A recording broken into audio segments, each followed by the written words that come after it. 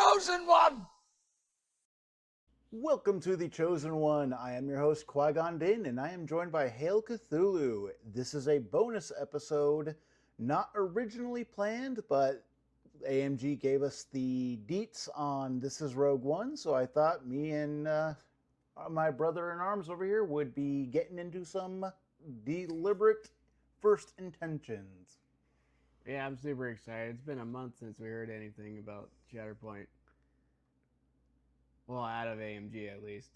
Yeah, nothing on their databank side, and it's cool they dropped some of the mission stuff on us, but I am glad to be finally hearing about these guys. Baze and Turret, we were spoiled at Adepticon what their abilities are, so seeing the rest of the information on their box will allow us to get a full gauge on what this can do.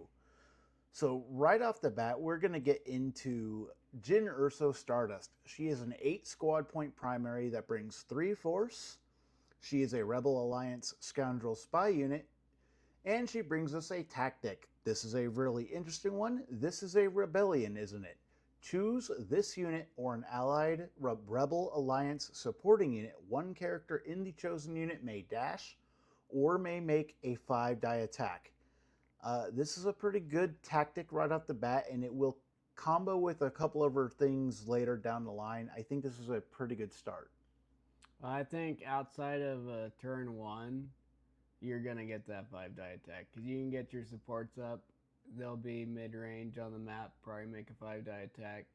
And then she can probably get a 5-die attack with certain characters that move her. Having the spy tag here is what's really going to lean into her being this unit that can make multiple attacks in a turn. If she didn't have that spy tag, I don't think she would be able to really fully utilize it, but that spy tag is huge. And we'll get to that when we get to where she fits. She brings in Reckless, Aggressive, and Undisciplined. It costs a force.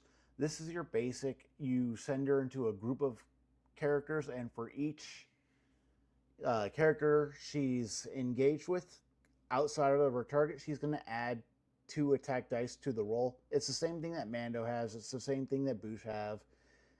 It's rarely going to come up, but it can come up when you are fighting over fewer points and everyone is on a point. It's super niche. Not the best ability on her card. The best ability on her card, though, I Rebel. This ability is really good. It is a reactive. When a character in this unit makes an attack, after the effect is resolved, this unit may use this ability. That character may dash. This unit may use this ability 2 times during its activation instead of the normal 1. This is the thing that combos with This is a Rebellion, isn't it? That allows her to go attack, dash, move, attack, and dash again. This is nuts. She's also the first unit to have to be able to use an ability twice and not cost force. Yeah, she's not going to spend force at all on her turn until she goes down, for the most part. And even if she goes down, spending a force for a dash is still normal. So she's going to be really mobile. Once she gets into the action, she's going to be really, really good. Then her identity. The time to fight is now. When an allied Rebel Alliance unit would spend 1 or more force to use an ability, if you do not have enough ready force, it may instead spend 1 momentum. This is huge because it's not converting 1 force for 1 momentum. This works on any force ability. It could cost 2, and it'll only cost you 1 momentum. This is huge. Yeah, I think it could get... this ability gets better as the game goes on. As people die, the force costs start going up, but the momentum cost is still 1. It's going to be huge. This is what's going to help offset Andor's bringing only 2 force. There's a couple things in this box that help offset Andor's low force bringage, but this is going to be a big one. Additionally, once per turn, when an opposing player gains 1 or more momentum, 1 character in this unit may double heal. This is going to make her a target, because she is not dying. She's going to continuously get healed up. So your opponent, this screams, my opponent's going to come after Jyn Erso first. That's what it screams. Yeah, I think she's gonna have a big target on her head. Yeah. All right, looking at her attack stance, we got resisting arrest. This is a attack stance of a range 4 gun, has 7 attack at range, 6 attack in melee, 5 defense on both attack and melee, for melee and range. Her expertise on her gun is going to be 1 gets you a crit, 2 to 3 gets you 2 crits, and 4 plus gets you 2 crits and a hit to a crit. Her conversion rate on her gun is going to be really good on this side. It's going to be the stance that you want to attack with her full attack. We'll get into a play pattern on what you do here in 2 seconds, but this is where you're going to want her living when she's doing her full attack. She's got a shove on 1 and 2, and this side can also max out at 10 damage. If you can just look at her tree, you can see her full tree. She's gonna be really damage happy on the side. She's got a lot of conditions. She maxes out at 10. So in our theory crafting section, we can tell you where to really take advantage of this 10 damage side and really how it works. Spoiler alert, you're gonna want to pair her with Andor. She's gonna be real good. On her aggravated assault stance, she's throwing a 7-die melee attack and a 6-die range attack, still range 4 gun. Her expertise on her melee stance, it's the same. 1 gets you a crit, 2 to 3 gets you 2 crits, 4 plus gets you the 3 crits. The difference is that the range expertise on this side, it's 1 to 2 gets you a crit and a hit to a crit. This is where you're wanting to make her 5-die attacks. With that gun and the 5 dice, getting 2 crits basically off of 1 expertise is going to be huge. And it's a 2 damage and then a damage and expose. 2 results, 3 damage and expose is going to set up your next attack. It's huge. I think her trees are pretty good. Yeah, the 3 damage and an expose, and then you flip sides, go to the resisting arrest. Now you're making a 10-die attack with Andor. Yeah, on Shatterpoint. On Shatterpoint. You Shatterpoint her, she gets the Sharpshooter 2. You focus her and you throw 10 dice and into a exposed unit. Yeah, she's going to be killing stuff. She's a Vader killer, potentially. Yeah, she is. The way her card reads, she is going to be like this Asajj character with a gun, basically. You are wanting to kill stuff with her, and you're going to have to build around her if you really want to take advantage of her. You can't just splash her into it like a spot where you go, cool, I'm going to play her with Kanan. I don't think that pairing's going to work the way you want it to. Her identity is really strong, but if you really want to really use this kit that she has, she is an aggressive primary, and she is wanting to fight. Her weakness is that she's going to be a target. When I was reading her, for me, she seems like a Iden, a rebel Iden, but focused more towards killing and less towards movement. At least for the entire squad. Herself is gonna move a lot, but I think she's gonna be a lot more killy than Iden. I think she's gonna be really good. We'll tell you where she goes at the end of this. We're gonna go over the rest of the box first. Going on to Bodi Rook, he is going to be a 3-point secondary Rebel, Alliance, Scoundrel, and Spy. Those are the tags you definitely want on a Rebel right now because it covers pretty much everything for support and synergies. He comes with an activated ability, Rogue One, pulling away. He gets to choose an allied Rebel Alliance unit within 4. 1 character in the chosen unit may dash. Then, if the chosen unit is a spy, 1 character in this unit may dash. This is one of the few 3-point secondaries that does have a way of giving himself an extra movement. Um, Another cool thing about this, he can choose himself with this ability, which means he's going to double dash himself plus an advance. Good mobility there, but you're generally going to be wanting to move people with this or get him into a spot where he can use his next activate ability.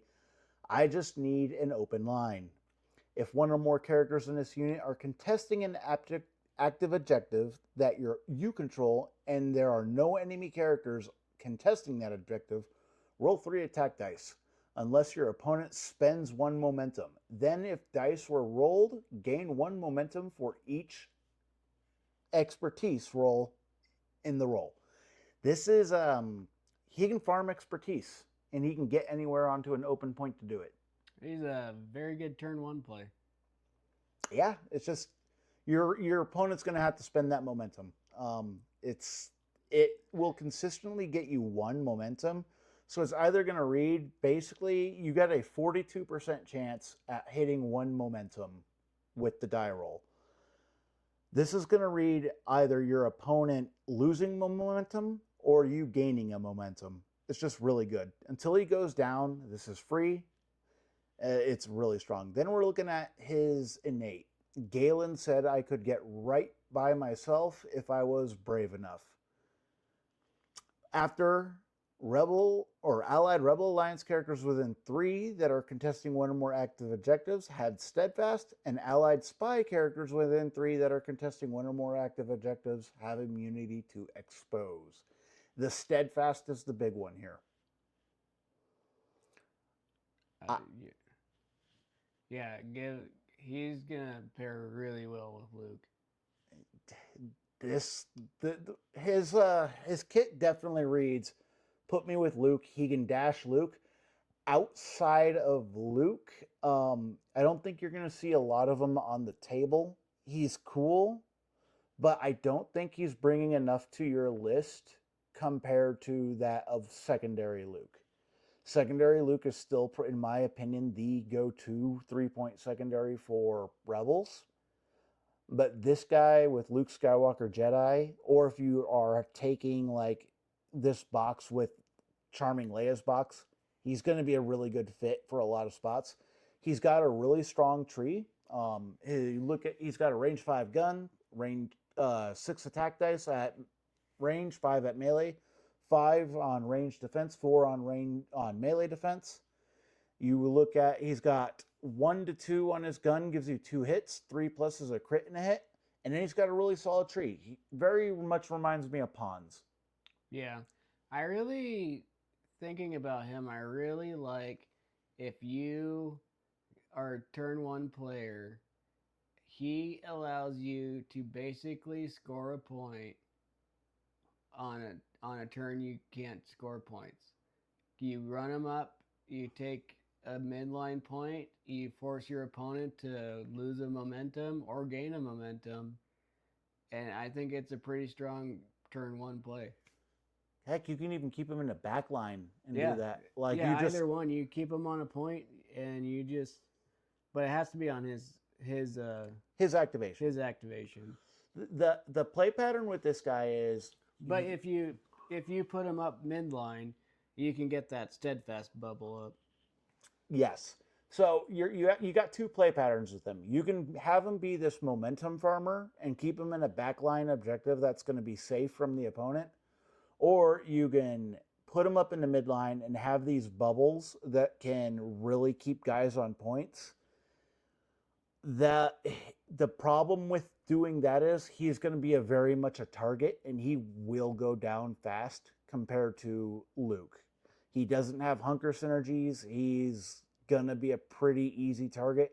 And with Anakin Skywalker running around, this guy being on the midline is very, very risky. I think he's really good, but I don't think he's going to be the big I'm going to shove him in every place I can list that you can. I don't see that. I do want to see somebody win a struggle by rolling 3 attack dice and getting all 3 expertise. That'd be sick. Um, he's very much feast or famine. Once he goes down, he becomes a huge tax and just a liability, and you just use him for the bubble at that point. Until he goes down, though, yeah, spam the momentum gain, or make your opponent lose momentum. It's just really good. Because if they have no momentum to spend, you just get to do the ability. All right, on to the highlight of the box for me. This is Baze Malbus and Chirrut Imwe. We've been spoiled on their ability from Adepticon, but we will run through it here anyways. He's a 5-cost secondary, or 5-cost support, so he's going to be challenging Han and Chewie for that slot. But he brings a tactic. I fear nothing, for all is as the will. He has a tactic. It's called I fear nothing, for all is as the Force wills it. He refreshes a Force, and then for each wounded and injured token this unit has, he may refresh another Force, or he may remove damage or one condition from itself. So he can potentially just, cool, he has got 2 wounded tokens, he can refresh 3 Force in his turn. He is always going to be able to do what he wants to do. That tactic is really insane. It's very good.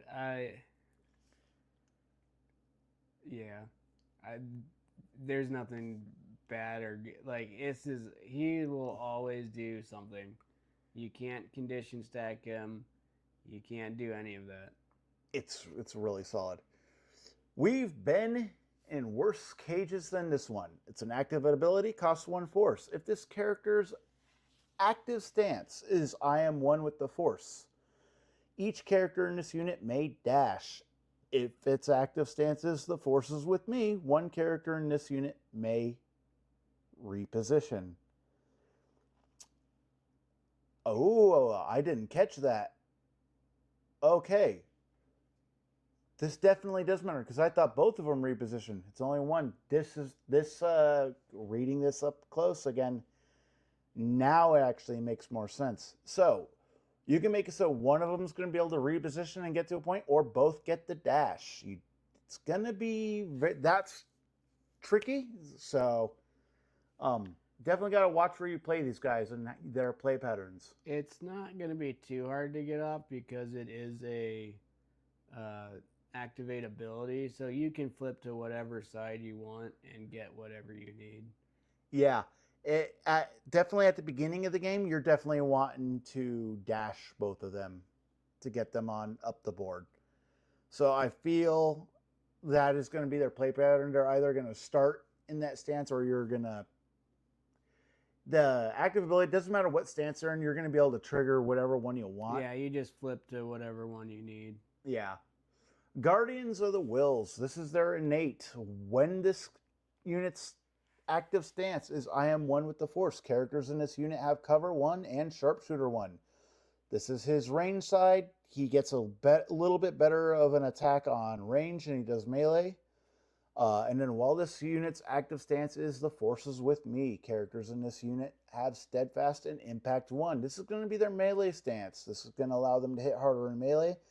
And they have steadfast, so they'll be able to stay on points. Additionally, after this unit changes its active stance, it immediately makes a focus action.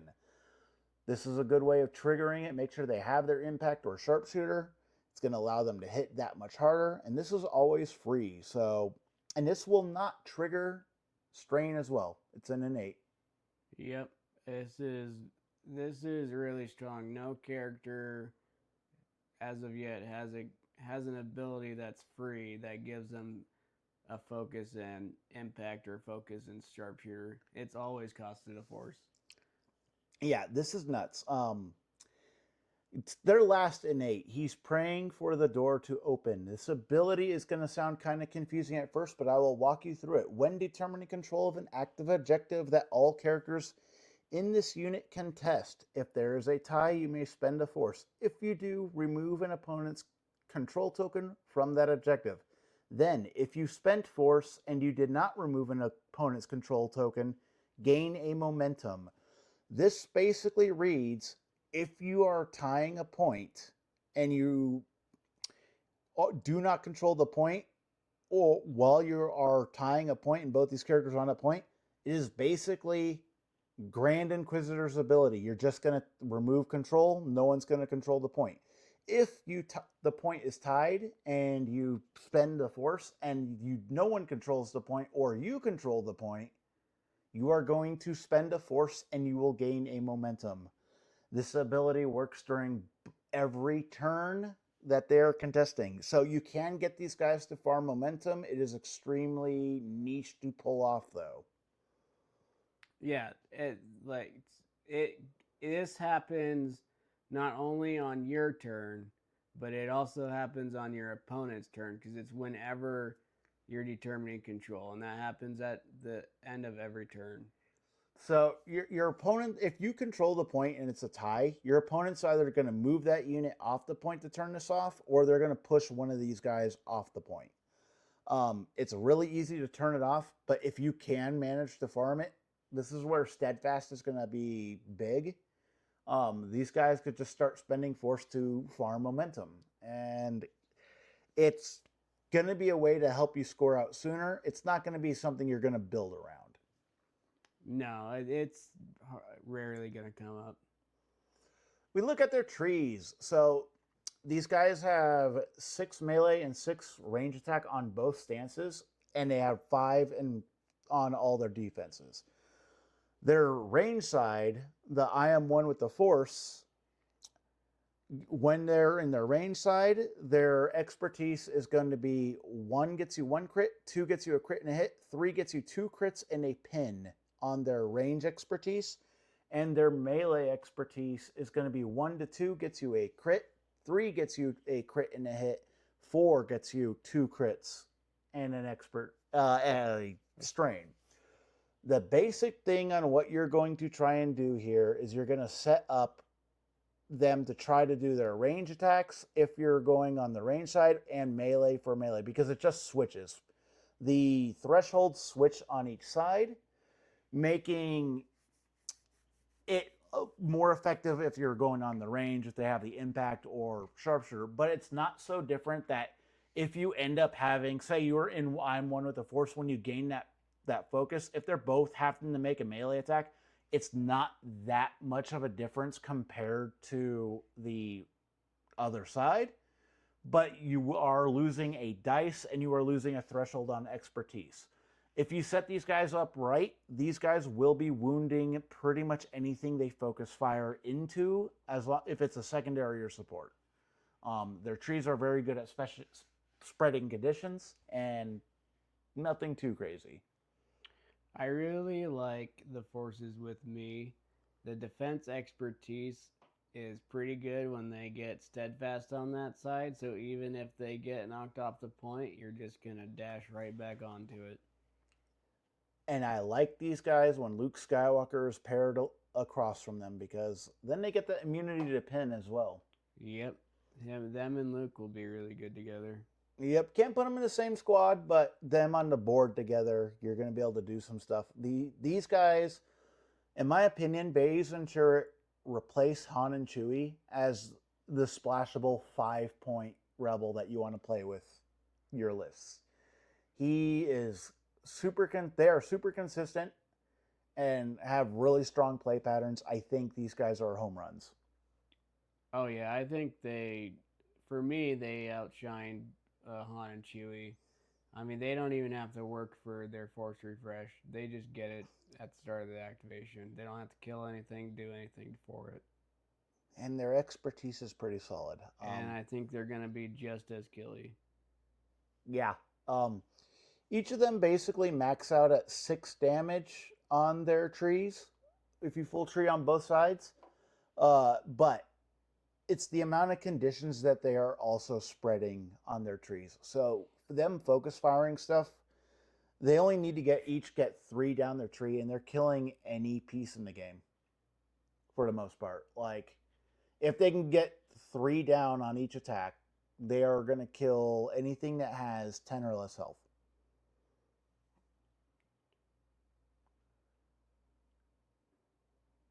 Yeah, 9 health. That looks like. Yeah. 9 health and below if they go 3. As long as they don't have, as long as your target doesn't have protection. Yeah, they're going to be really good. They are going to be support killers for sure.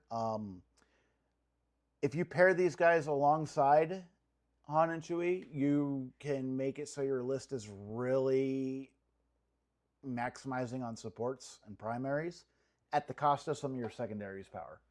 Um, as for theory crafting, where do you play Jyn Erso? My first bet is Andor. 100% you're playing her with Andor. That's going to be her home pairing in terms of a primary with a primary. Andor hits really hard. She's going to hit really hard. You're definitely playing Luke and Boosh as her secondaries if you really want to maximize her ability to go, I'm going to spam attacks. I do kind of like her with Leia, charming to the last. She's got a lot of synergies there too. The spy mechanic is huge, and Leia can move her up the board as well and set her up. Gives her hunkers as well. And then you're gonna want to play Luke or Boosh as a secondary option just to give her a reposition up the board. If you're really wanting her to do opening 5-die attack, start moving her into your opponent's backline spot. She can steal pretty much any point she wants.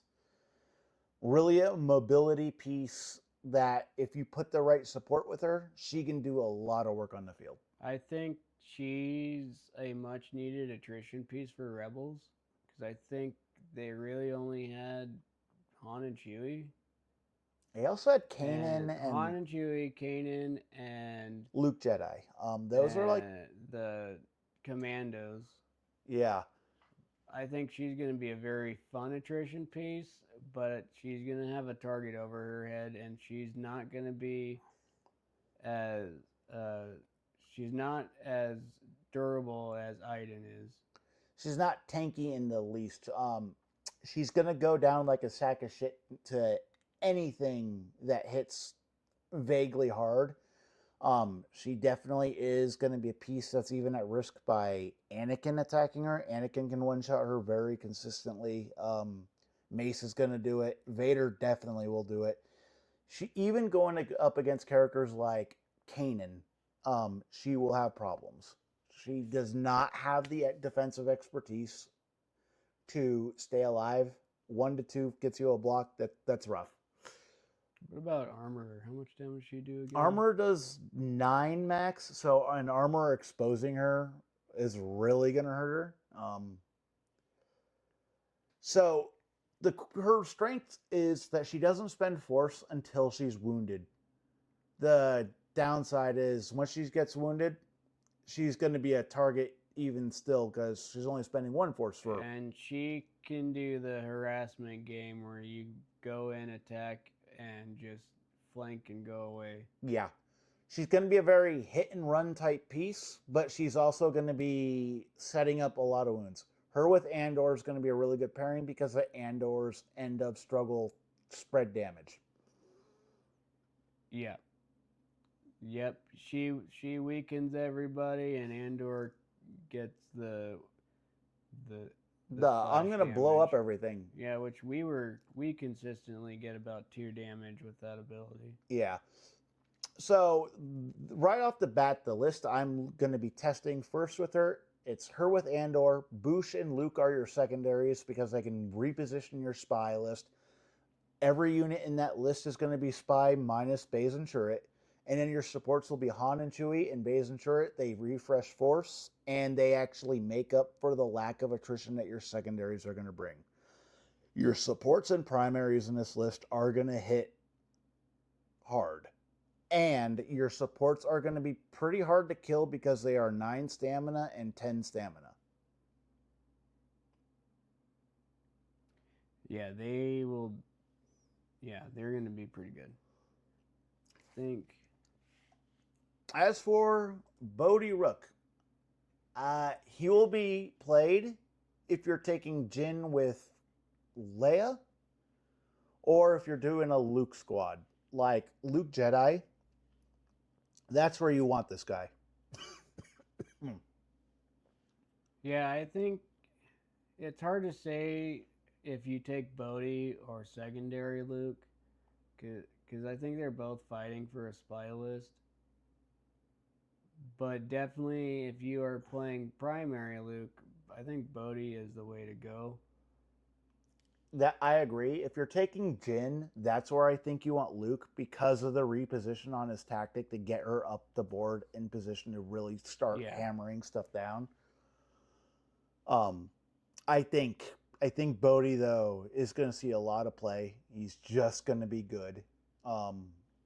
He can farm momentum, but he's going to have a target on his back as well. I think he's solid. I don't think he's overtuned. Anyone who's saying he's going to be overtuned, I don't think so. He's basically he has basically a stormtrooper. He has 8 health. He has stormtrooper defense and 8 health. He's not going to be that hard to kill. Yeah, he's got some cool stuff, but really, the big one on where they go is Baze and Turret, and I think it's anywhere you can fit them. I think they are going to be the go-to Rebel support. If you can manage it, you're taking them. I don't even think you have to be Rebel at this point. I think with them, anywhere, if you can fit a 5-point unit, I think they would be a pretty good pick. Yeah, these guys with even Cad Bane, these guys with because they're pretty agnostic, as in ability-wise, and Scoundrel kind of sets them up for a lot of other builds. Lando, I think, is going to have some fun with these guys. Lando, Hondo. Heck, primary Han with these guys is going to be something to watch out for too. There's a lot of stuff you can do with these guys. These guys are going to splash a lot of places. I think them alongside Han and Chewie, if you can find a list to make it work, your supports are going to be carrying so much weight of your team compared to other squads. Really watch out for these guys. These guys are the ones that you probably are going to see the most out of the box, I feel. I think you might, if you ran both Han and Chewie, you'd probably have at least 4 really good activations in your list, like primary level activations. Yeah, even if you're doing like Jyn Erso box with the Charming Leia box. Mm-hmm. Luke is the one 3-point secondary that can hang and swing with 4-point secondaries in terms of damage output and consistency. And he gives rerolls to everybody. He gives rerolls if you're set it up. It's generally not going to be really effective in that list because no one has inherent ways of getting hunkers. But it's the Luke's scoring potential and the fact that Luke now has a ton of targets to move with his tactic. And Luke can swing up. Luke very much can actually fight and hit hard. Bodi Rook does enough toolkitty stuff that I think, just playing Jyn box with the Leia box is going to work real well. I don't think Jyn box with Andor box as a whole setup itself is going to be that effective because you have a lot of stuff that's going to start costing force real quick with K2SO wants a lot of force. But if you modify your secondaries, I think it's a spot where Boosh can really also be just have an actual decent impact on the board with her tactic now. And Andor sets up some cool things with Boosh with her diceless displacement ability, and she gets an innate focus. It means you can Shatterpoint Boosh. She can trigger her own way of getting a focus, and now she's throwing 9 dice. So she can actually maybe hit something and do something. But it's really her ability to position your spies around the board. You got Andor, you got Han and Chewie, you got Jyn Erso. I don't know why you would Shatterpoint Boosh over Baze and Turret. I think it depends if you need the diceless displacement. And if it's Yeah. the last activation in your deck, you can make a Boosh use that 2-cost diceless displacement at the cost of a momentum instead of 2 force. True. Um, But how much do you actually want to use that ability? Because then you're gaining momentum, and do you want to lose that momentum for that? For me, it's going to depend really on. It's not going to happen in the early game, but in the late game, Yeah, I think where that once she's ability- wounded and you're spending that 3 force for that diceless displacement. No, that's where spending the momentum is going to be great. Boosh is mainly going to be there for moving Jyn around and moving Andor around, getting your spies in position to do stuff. Which we should iterate that you only get to spend momentum if you have no force. So you don't get to pick either one. If you have the ability to spend force for your ability, even if you have to spend the extra force, you have to spend the force. It's only if you do not have enough active force to spend on the ability that you get to spend the momentum instead. That's why it's not going to come up so much in the early game, but in the late game, that identity is going to be the great equalizer that allows you to play Kanan, or allows you to play Andor efficiently in the late game. This is a armor level effect for a 5-force team that really wants to continue doing its game plan. I did just realize if like a force ability would cost 3 and you only had 2 force, it appears you could spend the momentum instead. Yep. You have to, it'll only trigger if you do not have enough force to spend for the ability. It's that it gets better and better as the game goes on. It's really good. Any final thoughts on the box as a whole for This Is Rogue One? Sculpt-wise, this box is great. Bodi looks pretty cool with his little cable backpack. Baze and Turret, though, are my favorite models in this box. They look great. Jyn's looking like GoldenEye. Dun dun dun dun. Yeah, might have to give her a golden gun. No, it's the Walter P2K or something like that. I can't remember. Yeah, the Walter. Really. I think the box is going to be good. I don't know how much it's going to change the game, but I think it'll change the game enough to watch out for it. Jyn Erso, definitely take her out if you see her on the table. Make her a target, because if you're not, she's just going to keep recovering off of you wounding other stuff. Yeah, you definitely target numero uno, I think. That's why you pair her with Andor. Then you get revenge triggers.